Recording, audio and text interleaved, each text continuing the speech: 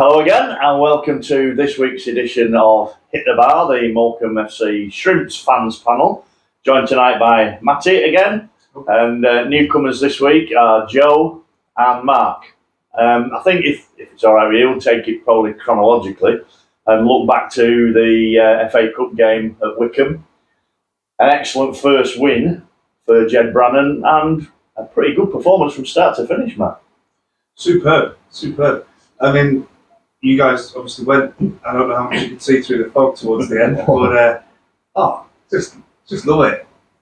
I had absolutely zero expectation. I was on this panel a couple of weeks ago just after the Lincoln game, and I said to you, I had zero expectation. Thought it was just going to be one of those games we'd lose 1 or 2-0, and that would be that.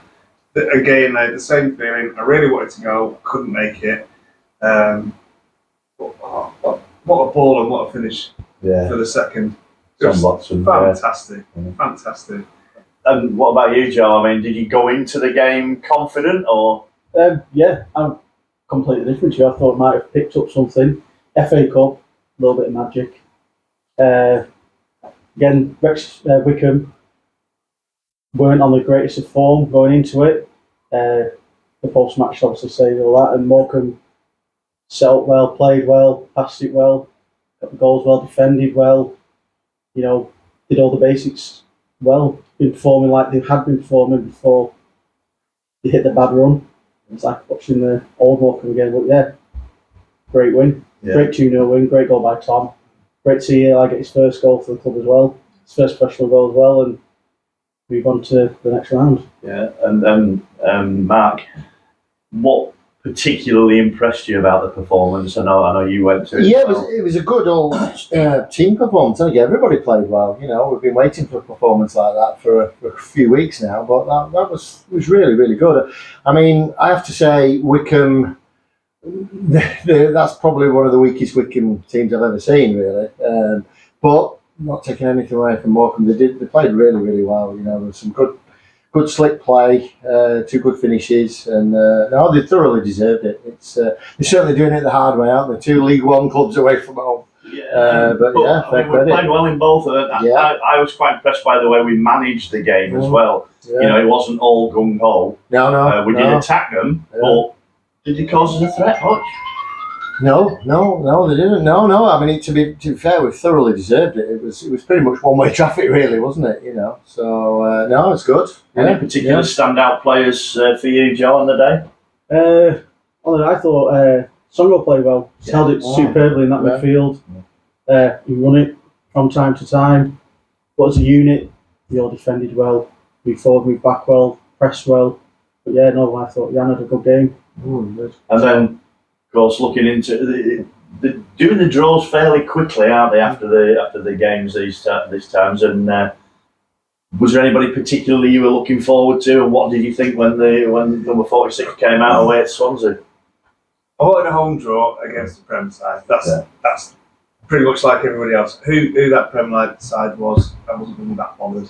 You know, we all have our own preferences, but when away at Swansea, I thought that's all right. I quite like that. We've never been there before. We've got lovely voices, and we'll have a laugh. You know, it's a bit of a trek, isn't it? But we've booked the hotel. We'll be all right. You booked it. You don't know what day it's going to be yet. This is cancelled. Well, even if it's on the Sunday, we go on the Saturday. We'll take the whole family. Yeah. What about you, Joe? Were you looking forward to a bigger club than that, or Swansea all right for you? Again, you'd always want one of the top 7 now, wouldn't you, in the Premier League? Home or away, I'd have taken that. I'd like to northwest side. You know, I'd have taken anybody at home. Home form's great, but no, Swansea, again, new stadium, fair trek, but again, I might book a hotel. Well, they've just sacked their manager, haven't they? Yeah, and they've not won since October at home either. Their fans aren't that confident in it either. No, I've seen them all. They're not confident in it either. But what about you, Matt? Well, we're never going to get a home draw. It doesn't seem to be the case at the moment. We always seem to be away. I was a little bit disappointed because of all the travelling that we do, and we've done a heck of a lot of travelling already. Well, you'll know about that. Mark drives the minibuses when we go away. Yeah, so we've done a heck of a lot. I think we've had 13 away games already so far. It's not even the end of the year yet. So it was a little bit like you. I wanted either Man United, Premier League team, Man City, Liverpool, and also a bit of a money maker as well. But it is what it is, and we've beaten 2, so let's go for a third. Yeah, I think I was like you. I wanted either a home draw or a big club, preferably. You wanted Tottenham. Well, yeah, but we've had that. I can't be greedy. Arsenal was looking, but there was a part of me when the numbers were coming out, and it was Gillingham at home, and I'm going, no, Sheffield Wednesday at home, no. So when it came out Swansea, I think I was like you.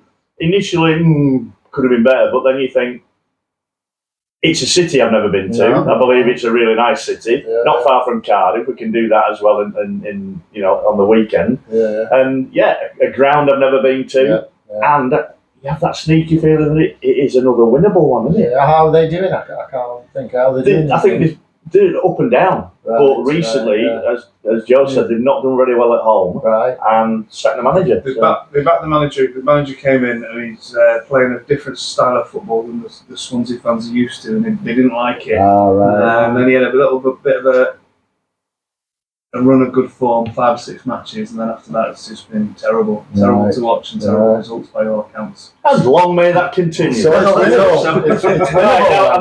to put my glasses on because we've had all that. We had the FA Cup win and then the draw, and then out of the blue to me, just as we were speaking about Derek Adams resigning out of the blue and then the appointment of Jed, we get a quite strident statement from the board of directors. I'll read it just in case anybody hasn't quite caught up on it yet. The board of directors of Morecambe Football Club wishes to make the following unanimous statement. Firstly, the board assures staff, players, supporters and everyone associated with Morecambe Football Club that it is doing everything within its power to enable the club to continue to meet all its ongoing obligations. Secondly, the board wishes to make clear to supporters that no funds can be taken out of Morecambe Football Club by Bond Group, who of course the owners, Jason Whittingham, without the board's approval. No such withdrawals will be authorised by the board, and therefore all fans can be certain that their hard-earned money spent at the football club, and we're talking tickets, we're talking Christmas merchandise, that sort of stuff, will be used in the best interest of the club. Anyone considering a stay-away protest should understand that this will only harm Morecambe FC, not the owner. Thirdly, the board of directors is placing on record that it has no confidence in Bond Group's management of the process of selling the club.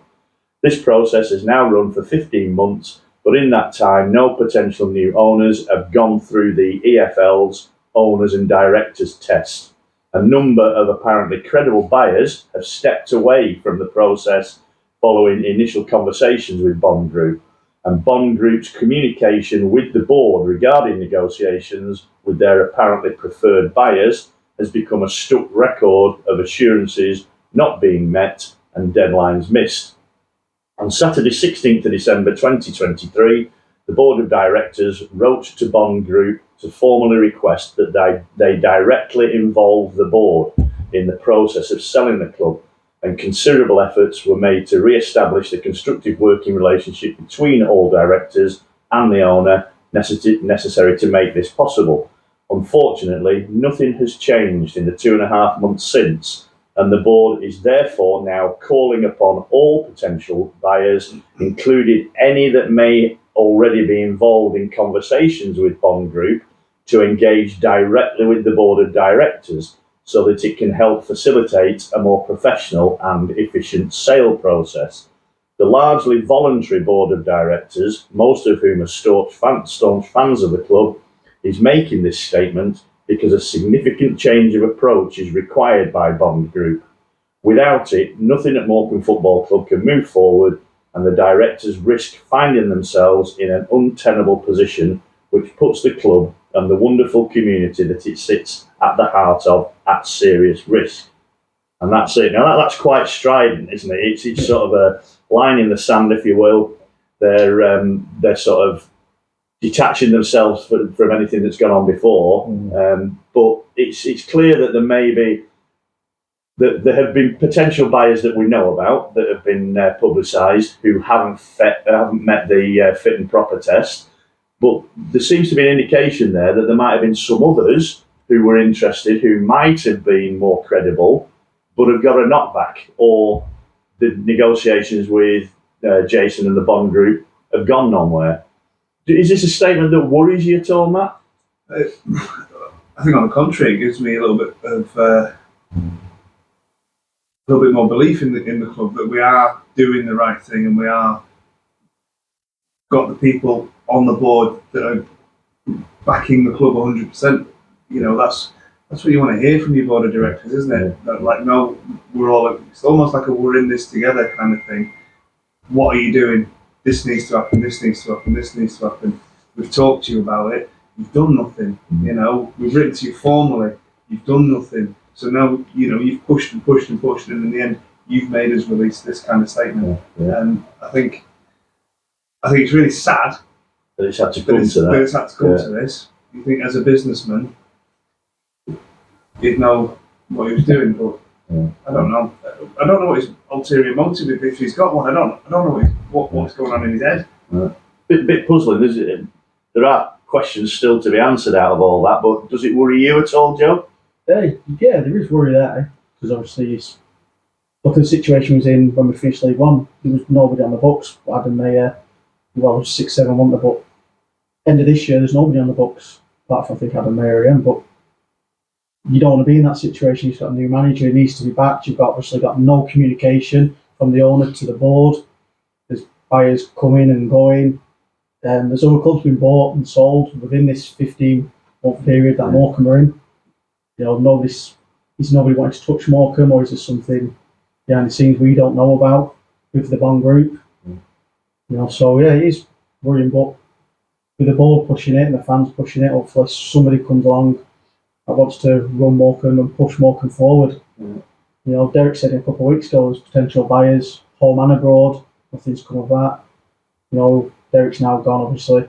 Is this the board then pushing on from that and taking their stance? You know, need to move forward. And I think you're quite right, and the timing of it is crucial, isn't it? Because we're coming up to a January transfer window. We've seen that Jed Brannan has been appointed.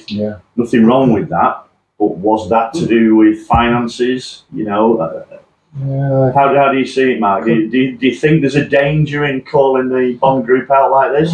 It's a difficult one, isn't it? I think we've got to really trust in the board. I mean, there are genuine Morecambe fans, aren't they? You know, they've got Morecambe's best interests at heart. You know, but it is worrying, like you say, Joe. But you know, we've got to trust, and just hope. It'd be lovely to think that somebody who absolutely loves Morecambe football for what it is would buy them. You know, there might be, I suppose, there might be a very strategic reason why they've come to say this at this time. I suppose. You know, there might be somebody interested who wants it out there in the public, that there has been some kind of blockage.